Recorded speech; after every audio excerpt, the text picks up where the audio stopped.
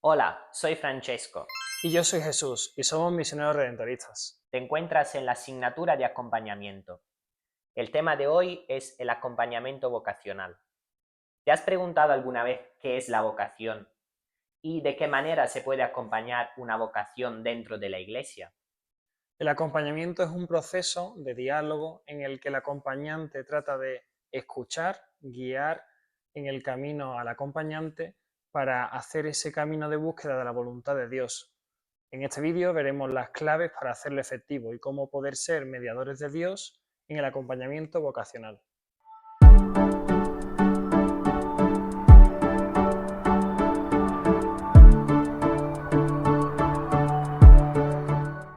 En esta primera parte del vídeo vamos a hablar de la teología de la vocación. Es muy importante para acompañar a una vocación conocer y saber distinguir las distintas vocaciones que hay en la iglesia. El término vocación es polisémico, es decir, es un término al que se le atribuyen en la práctica diversos significados, dependiendo del ambiente en el que se emplee.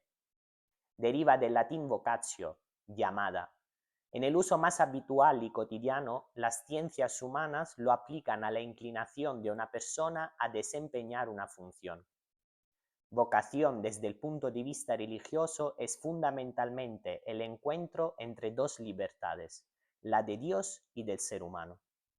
En la Biblia la vocación es entendida con el significado de llamar, invitar y finalmente dar un nombre a una persona. En este sentido, Dios dirige su llamada al ser humano, invita a una relación interpersonal e impone un nombre que genera una nueva identidad y configura la existencia de la persona, otorgándole la gracia de la vocación fundamental de ser hija de Dios.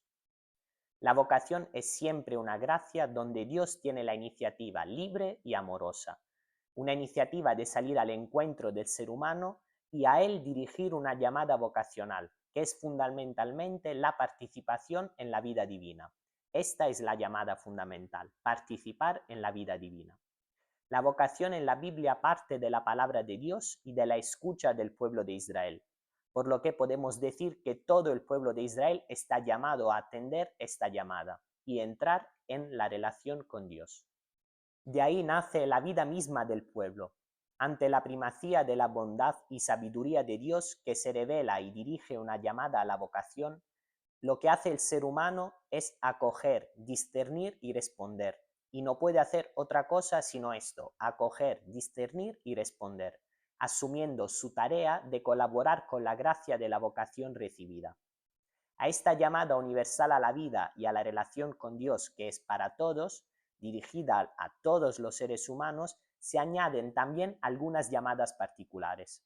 Hay muchos ejemplos en la Biblia. Podemos pensar en Abraham, Moisés, Samuel, Jeremías, Isaías. Sin embargo, la persona también es libre para rechazar la llamada, como vemos con el joven rico en el Evangelio de Marcos al capítulo 10. Con la encarnación de Jesucristo, la palabra de Dios se hace carne, por lo cual es la plenitud de la vocación de Dios. En Jesucristo está el camino concreto para la realización plena de la vocación del ser humano. Es decir, la palabra, ahora dirigida al ser humano, es plenamente manifestada en la totalidad de la vida misma de Jesús. Partiendo pues de la Sagrada Escritura, la teología ha distinguido varias formas de entender la vocación. En primer lugar, la vocación fundamental a la vida. La sola existencia de la vida humana nos remite a un sentido que va más allá de sus límites, va más allá de la vida misma. La vida adquiere un sentido sagrado cuando se comprende como un don de Dios. Este llamado fundamental es a ser persona, es decir, ser relación, ser para los demás, entrar en relación con las personas. En segundo lugar, la vocación común bautismal. La vocación en el sentido cristiano es un don de la gracia que ocurre en el contexto de la fe bautismal. Lumen Gentium es un documento fundamental del Concilio Vaticano II, donde se habla de la vocación común a la santidad de todos los cristianos. La Iglesia, pueblo santo de Dios, está formada por los bautizados, que participan del sacerdocio único de Cristo y son santificados por el Espíritu Santo. Por la vocación bautismal todos los cristianos y toda la Iglesia está llamada a la santidad. En este sentido hay que cuidar de esta vocación a través de los sacramentos, la oración y la vida espiritual. En tercer lugar, tenemos la vocación de los no bautizados. A primera vista, un concepto de vocación tan ligado a la fe bautismal parece excluir a los no bautizados. Entonces surge la pregunta, ¿qué ocurre con ellos, con estos no bautizados? Indudablemente la vida entregada de tantas personas no bautizadas tiene un sentido y un valor vocacional. Para los no bautizados, la vocación se manifiesta igualmente en el deseo innato de trascendencia, en la búsqueda de una vida con sentido y en la entrega a causas que promuevan el bienestar común. Se funda en la llamada fundamental a la vida humana. Y finalmente, las vocaciones eclesiales específicas. Estas nacen fundamentalmente del bautismo, que integra a todos como parte del pueblo de Dios y llamados a la santidad. Tienen dos rasgos comunes: buscan la perfección de la caridad y la edificación del prójimo. Los diferentes tipos de vocación eclesial son fundamentalmente la vocación laical, la vocación matrimonial y la vocación de especial consagración con la vida consagrada y el ministerio ordenado. Ahora vamos a profundizar en la vocación laical. Un laico es aquel fiel cristiano que ha optado por seguir a Cristo a través de las condiciones y compromisos ordinarios de la vida familiar, profesional y social, ejerciendo su apostolado en medio del mundo, a la manera de fermento como la levadura en la masa. El origen de esta vocación se encuentra en el bautismo y en la confirmación. Los laicos reciben los carismas del Espíritu Santo para la utilidad de la comunidad, para el provecho de la comunidad. La función de esta vocación laical es vivir el seguimiento del Señor en la secularidad, es decir, en medio de la realidad temporal con la cual su vida está como entretejida en ámbitos como la familia, la educación, el compromiso social y político, la economía, las ciencias, las artes. Y a partir de ahí contribuyen desde dentro a la santificación del mundo. Y por supuesto también tienen tareas dentro de la realidad eclesial: catequesis, caridad, evangelización. Y las formas de vida pueden ser el matrimonio, la paternidad, la familia, la profesionalidad. Y habría que añadir muchas más. En segundo lugar, profundizamos en la vocación a la vida religiosa. La vida religiosa es una radicalización del bautismo. También esta vocación encuentra su origen en el bautismo, pero vivido de manera radical. Esto significa que se comprometen públicamente a vivir de modo radical los consejos de castidad, pobreza y obediencia. La vida religiosa tiene su propio sentido en la Iglesia, pertenece definitivamente a ella y constituye un aporte necesario para su identidad. La función de la vida religiosa es ofrecer un humilde testimonio de santidad en medio de la comunidad cristiana. Son una invitación viva, un signo personal de lo que todos los creyentes están llamados a ser. Dan testimonio de la vida futura y de la vida nueva recibida en Cristo. Son también un recordatorio vivo del Cristo histórico, es decir, de los rasgos que el Señor cultivó en la vida terrena. Existe además una gran diversidad de forma de vida dentro de la consagración religiosa. Todos ellos concretan su profesión a través de los votos. Algunos de ellos tienen votos especiales que van siempre unidos a la pobreza, castidad y obediencia. Cada institución religiosa, como nosotros, los redentoristas, los jesuitas o los salesianos, define un conjunto de formas de vida que marcan su modo de poner en práctica la radicalidad, de acuerdo a su carisma fundacional. Las tareas que realizan también tienen una gran diversidad. Son tareas sociales, evangelizadoras, de instrucción y muchas más. Habitualmente viven en comunidad, y es una comunidad profética, disponible para la proclamación de la verdad y para el anuncio del reino de Dios. Para concluir esta primera parte nos vamos a fijar en la vocación al ministerio ordenado. El origen de esta vocación también tiene su raíz en la consagración bautismal, como las demás vocaciones. Se confiere por el sacramento del orden, que es otro sacramento, y tiene una función particular, es decir, apacentar y acrecentar el pueblo de Dios. Lo propio de los ministros ordenados es la eclesialidad. Son los hombres entregados a la Iglesia. El ministerio ordenado es conferido en 3 grados: obispos, sacerdotes y diáconos. El significado de esta vocación es que en ellos se percibe un vivo recordatorio del amor del Padre, de Cristo como buen pastor, del Espíritu Santo que anima a la caridad pastoral. La significación de Cristo pastor es muy profunda. Implica 2 perspectivas complementarias, la del pastor siervo y la del pastor cabeza. La forma de vida más típica de los ministros ordenados es el celibato sacerdotal. Los obispos, presbíteros y diáconos tienen diversas responsabilidades según el grado de su participación en el sacramento del orden, pero en todas ellas están llamados a complementarse y a colaborar. La característica fundamental del ministerio ordenado es el cuidado o pastoreo de la Iglesia. Este cuidado debe vivirse en comunión entre el obispo, los presbíteros y los fieles laicos. El acompañamiento vocacional consiste en la relación interpersonal entre el acompañante y el acompañado, en la que el acompañante ayuda al acompañado a reconocer, acoger y responder a la acción de Dios que le llama a seguirle, según un proyecto de vida. Esta definición parece que es solo para curas, ¿no? O para aquellos que quieran seguir a Cristo en una vida religiosa, sacerdotal. Pero este acompañamiento vocacional son reflexiones que podremos trabajar también con aquellos que quieran hacer ese acompañamiento en el noviazgo o que buscan su vocación a la luz de Cristo. Es, por tanto, una ayuda temporal e instrumental que una persona presta a otra para que pueda vivir adecuadamente su proceso vocacional. El proceso vocacional tiene distintas etapas, pero el acompañamiento vocacional no es una etapa como tal, ¿no? Sino la ayuda que va desde el nacimiento de la vocación hasta la institucionalización de esta. El fin del acompañamiento es que el candidato responda personalmente a la llamada de Dios. El medio que se utiliza es el discernimiento y el instrumento es esa relación entre acompañante y acompañado. ¿Qué no es un acompañamiento vocacional? Pues no es una confesión sacramental, no es una dirección espiritual, no es una amistad entre iguales, no es un tratamiento de problemas simplemente psicológicos o morales y no es una simple conversación. Tampoco es ni mucho menos una discusión o una entrevista profesional de trabajo, ¿no? Tampoco es un monólogo donde solo habla uno de ellos, ¿no? Entonces, ¿qué se requiere para acompañar a una persona en el descubrimiento de su vocación? Pues vamos a dar ahora 5 claves. Primero, y muy importante, no suplir al Espíritu Santo. La relación con Dios solo es posible en Jesucristo, mediante la acción del Espíritu Santo. El Espíritu es el principio de vida y el único guía del cristiano.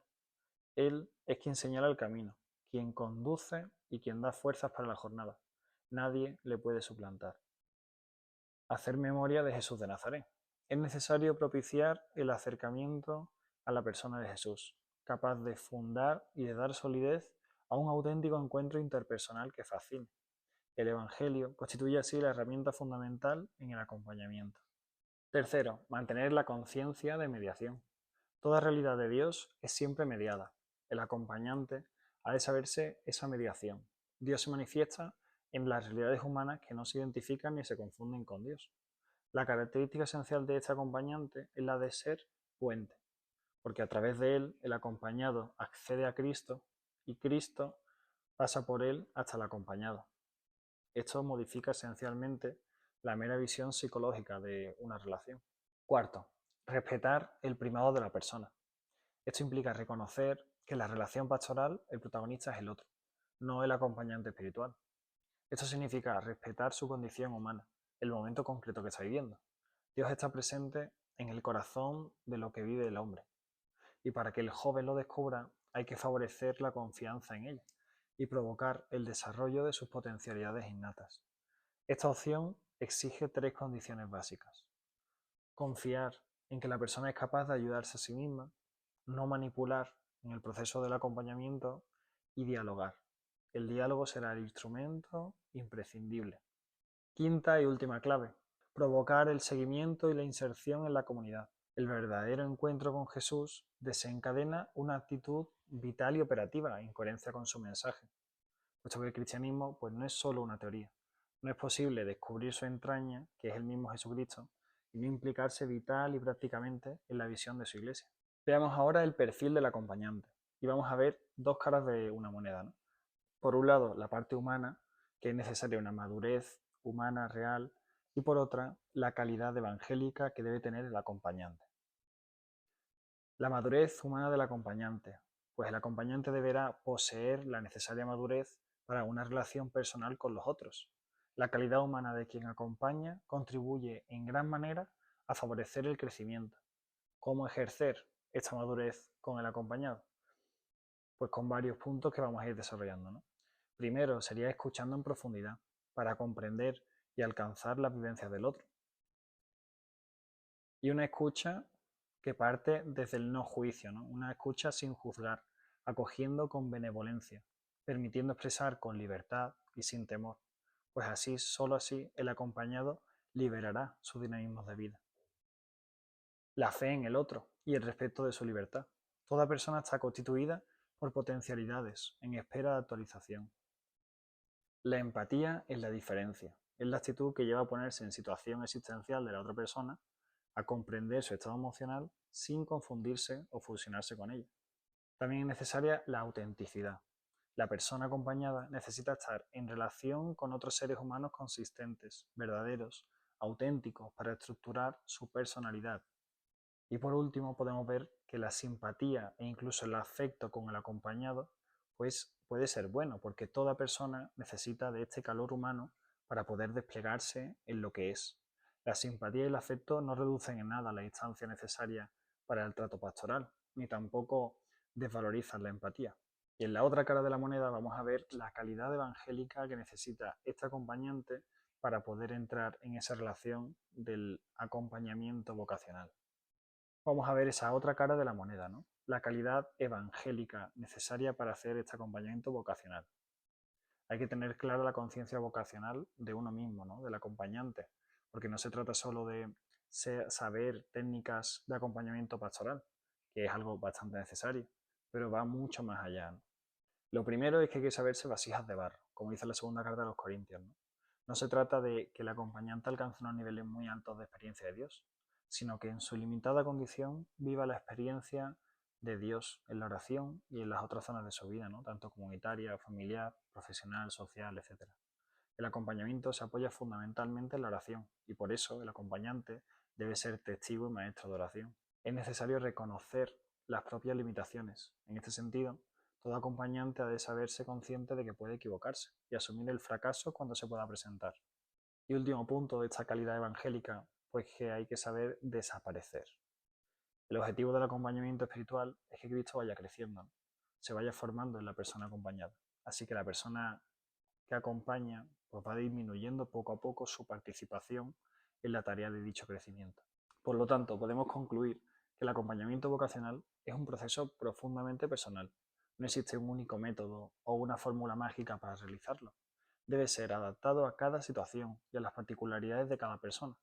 El acompañante debe estar atento a la singularidad del camino de cada uno, reconociendo que el discernimiento vocacional es un viaje único, ¿no?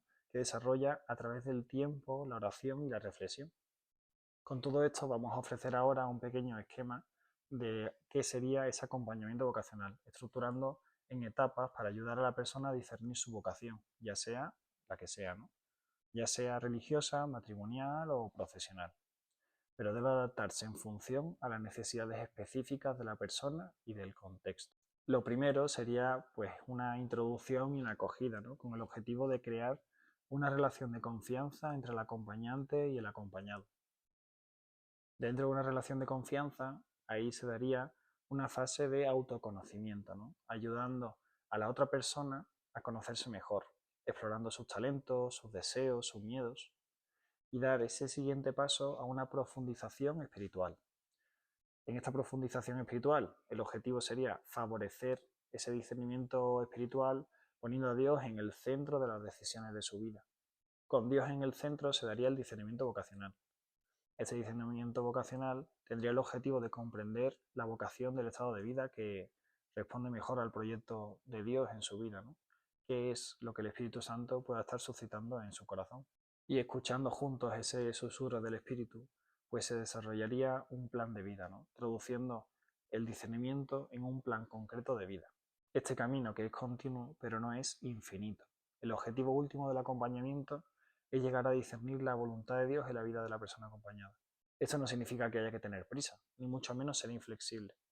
El discernimiento lleva su tiempo, pero debe conducir a una decisión. Con todas estas claves, esperemos que os sirvan para ejercer, si Dios quiere, en algún momento ese acompañamiento espiritual o ese acompañamiento vocacional. Y también os dejamos pues nuestra web, ¿no?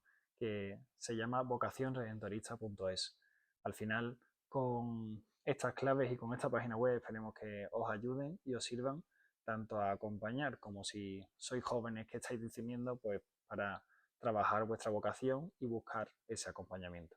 Hasta la próxima.